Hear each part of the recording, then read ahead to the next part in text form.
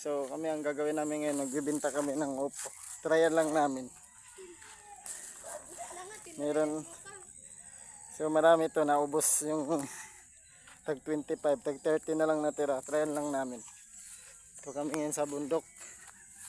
So yung technique namin, bago kami sa sa may subdivision, dito muna kami pabukid. Yan po, yan. Kasama ko po yun. Asawa ko. Yan po. Yan. Ganda po ng view dito. Parang gusto ko dito makatira kung ganito. Yan. So meron naman din pong nakatira. Yan. Dami na din naman nakatira dito. So nice kayo view dito guys, mga probinsya. So yan. Meron kaming binibenta na upo. Yan. Try lang din namin. Baka sabihin nyo sobrang hirap na yung tao. Talaga naman, hirap naman talaga.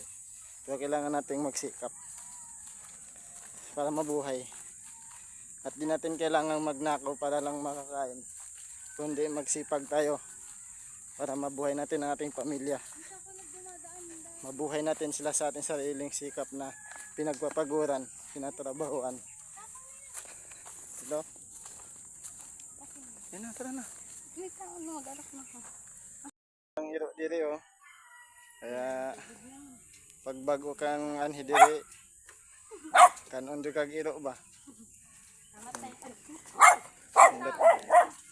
Hindot kay ilang lugar. Bibinta kami ng upo. Upo, magalang. Upo, magalang. Yan. Ganda po ang lugar nila dito, Landa. Yan.